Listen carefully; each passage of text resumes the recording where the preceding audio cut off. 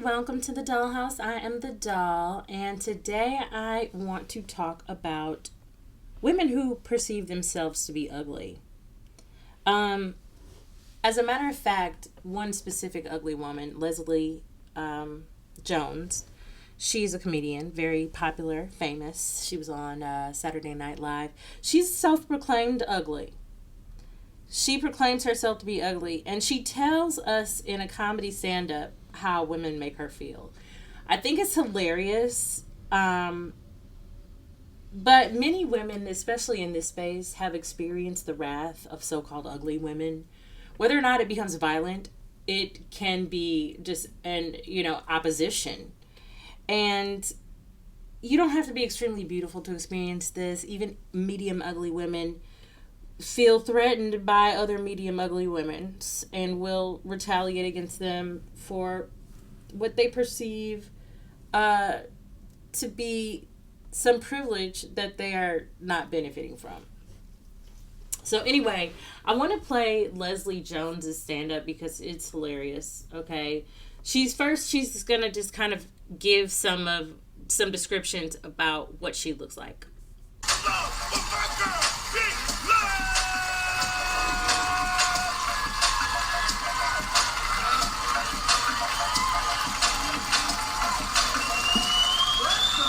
Is up, airport.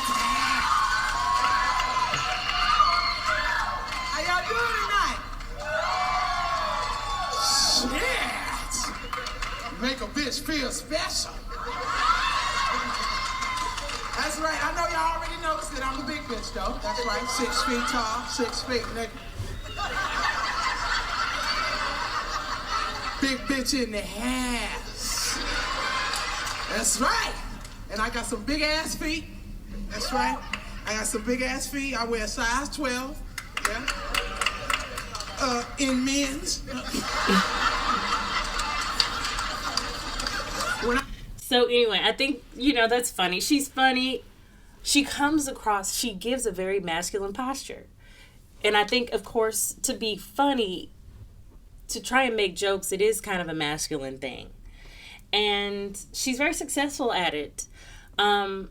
She doesn't have to present herself this way, but it's natural for her. It doesn't work for everybody, but her goal was to be a comedy star, and it has paid off. But she does seem to be a bit angry these days. I will say that. And Leslie, she talks a little bit later in this comedy special about how pretty women make her feel. I gotta change some shit about me, man. I'm fucking crazy, man. I'm crazy. I got crazy shit about me, too. Like, I hate pretty bitches. Fuck all you pretty bitches. There's a whole bunch of them. Ooh, there's a whole bunch of them over there. Fuck y'all bitches. Fuck you bitches. Fuck. Yeah, you pretty, too. Oh, really?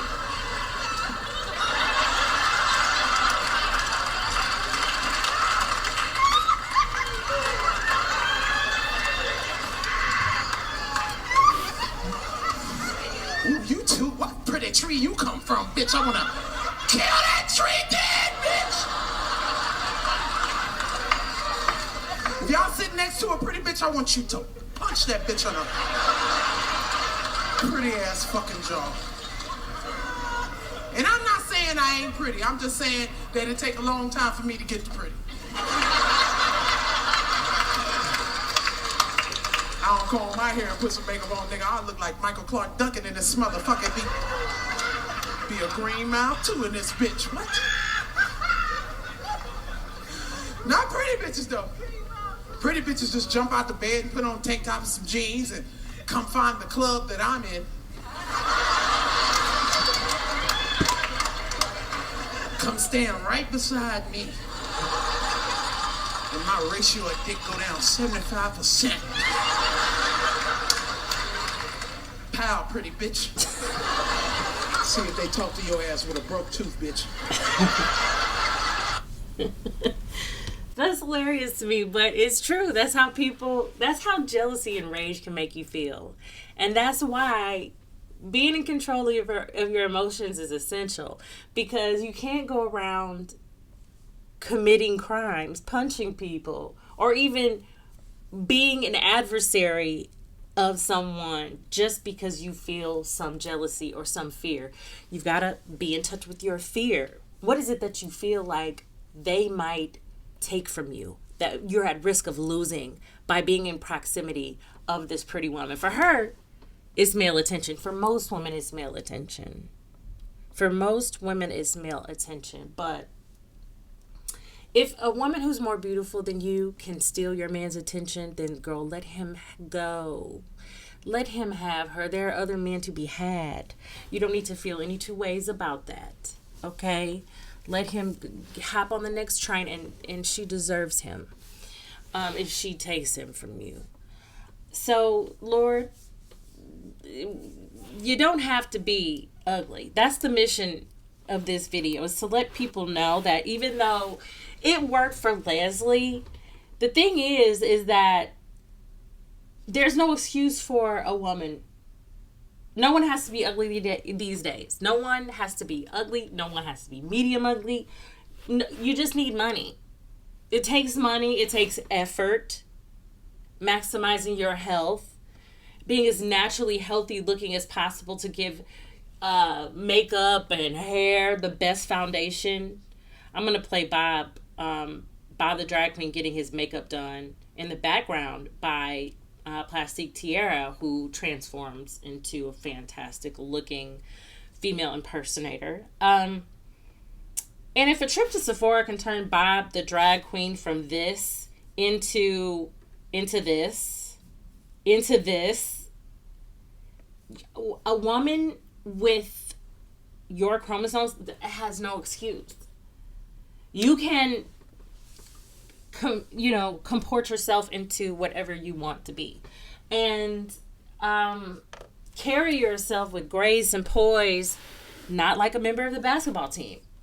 If you don't want to be like Leslie Jones. I didn't play all of her stand-up. I just wanted to kind of make a commentary on it, because a lot of women in this space talk about pretty privilege, but there is a side to the rage that women who do not feel pretty can experience. And even next to someone she might think is pretty, Leslie Jones has the foundation and the making to be like just a straight up Amazon queen who is a big old woman, bigger than anybody at any club, big and just like extremely glammed up. Like, she could really be like a big Nigerian princess looking woman, but she just, she's embracing the short hair and kind of downturned shoulders and the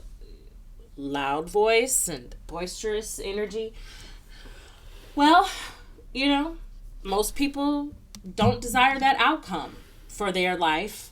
And, this is the flip side of how women who perceive themselves to be ugly feel. I've actually witnessed a woman get attacked. And this is a story time, really, about how I worked in this club. And I don't know if I told this story before, but I worked in a club. I used to be a bar manager, and I hired this girl. She was a 9, as close to a 10 as you can get. She was probably about 5'7", creamy complexion, long, wavy, dark hair, eyebrows to die for, just beautiful bone structure.